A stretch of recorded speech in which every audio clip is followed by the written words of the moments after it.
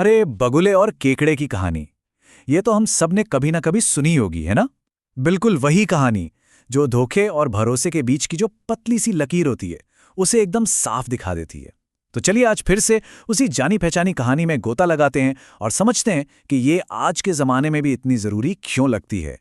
तो कहानी की शुरुआत होती है एक बहुत ही कह सकते हैं ड्रामेटिक ऐलान के साथ। वो बगुला जो कल तक तालाब की मछलियों के लिए यमराज से कम नहीं था, अचानक एक सुबह संत बन बैठता है।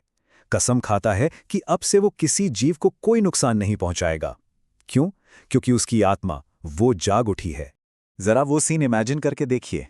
तालाब का किनारा है, वही शिकारी बगुला एकदम चुपचाप खड़ा है, लेकिन आज उसकी नजर शिकार पर नहीं, पता नहीं कहां आसमान में खोई हुई है। अब ये सब देखकर तालाब के बाकी सब जीव वो तो हैरान परेशान हो ही जाएंगे। और बस तभी सीन में एंट्री होती है हमारी कहानी के दूसरे मेन कैरेक्टर की, खेखड़े की। वो कोई लाग लपेट नहीं करता, सीधा एक लॉजिकल सवाल दागता है। मामा एक बात बताओ, अगर शिकार नहीं करोगे, कुछ खाओगे नहीं तो मर नहीं जाओगे? देखिए, ये सिर्फ एक सवाल नहीं था, ये तो बगुले ने जो ढोंग का जाल बुना था ना, उसकी पहली परीक्षा थी। लेकिन भाई, बगुला भी कोई कच्चा खिलाड़ी नहीं था। उसे अच्छे से पता था कि सिर्फ ऐसी बातों से काम नहीं चलेगा। उसे एक ऐसा माहौल बनाना था, एक ऐसा डर पैदा करना था जिसका हीरो भी आखिर में वो खुद ही बन सके।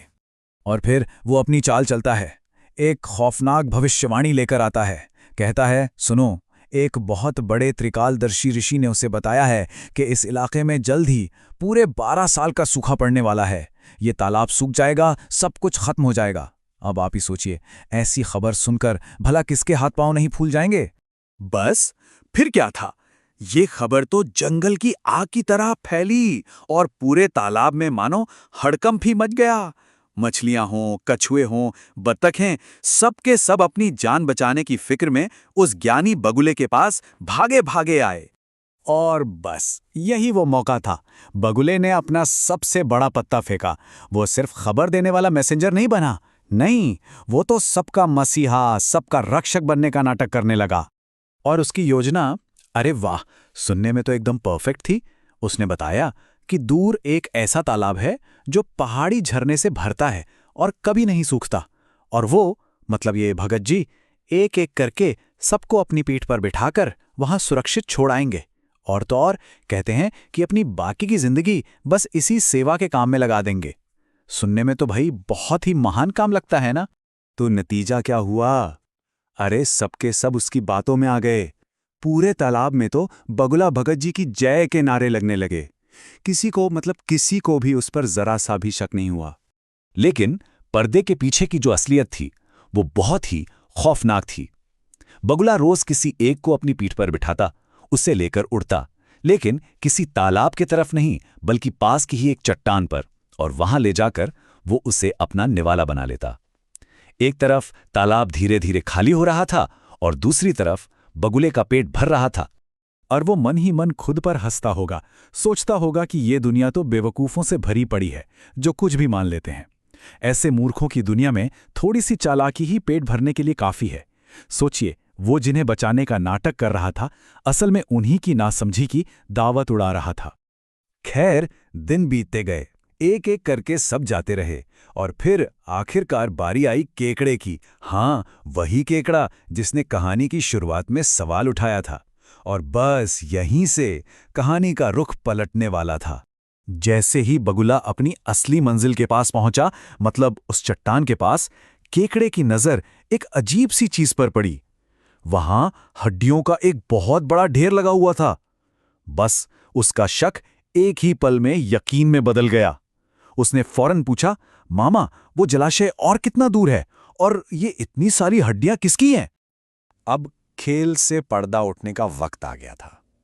ये धोखे और सच्चाई की सीधी टक्कर थी। एक ऐसी लड़ाई जिसमें किसी एक का खत्म होना तो तय था। केकड़े का सवाल सुनते ही बगुला जोर जोर से हंसने लगा। उसे लगा शिकार तो अब पूरी तरह जाल में है। उसने कहा, अरे मूर्ख, कैसा जलाशय? कोई जलाशय वलाशय नहीं है। मैं तो सबको यहीं खाने के लिए लाता हूं, और आज बारी तेरी है। लेकिन शायद बगुले ने केकड़े को कम आंकने की बहुत बड़ी भूल कर दी थी। मौत को इतने करीब देखकर केकड़ा डरा नहीं, बल्कि उसने पलटकर वार करने का फैसला किया। एक ही झटके में उसने अपने मजबूत पंजों से बगुले की गर्दन को जकड़ लिया और ऐसी मजबूती से पकड़ा कि जब तक उस धोखेबाज का खेल खत्म नहीं हो गया तब तक उसे छोड़ा नहीं। तो देखा आपने कितना बड़ा अंतर था बगुले के दिखावे और उसकी असलियत में। बाहर से देखो तो सेवा, पुण्य और बलिदान का संत वाला चोला, और अंदर जहर से भी ज्यादा खतरनाक धोखा, लालच और हिंसा। इसके बाद केकड़ा तालाब की तरफ वापस लौटा, पर वो अकेला नहीं था। उसके साथ था बगुले का कटा हुआ सिर। ये इस बात का सबूत था कि उस सबसे बड़े धोखेबाज का अंत हो चुका है। वहां पहुंचकर उसने तालाब में जो भी जीव बचे थे उन्हें पूरी कहानी, पूरी सच्चाई बताई। तो इस पूरी कहानी से हमें सीखने को क्या मिलता है? शायद यही कि जब कोई कहानी सुनने में इतनी अच्छी लगे कि उस पर यकीन करना मुश्किल हो जाए, तो शायद वो सच है ही नहीं। आंख मूंद कर किसी पर भी भरोसा कर लेना जानलेवा साबित हो सकता है। कभी-कभी एक छोटा सा चुभता हुआ सवाल ही जिंदगी बचाने का सबसे बड़ा हथियार बन जाता है।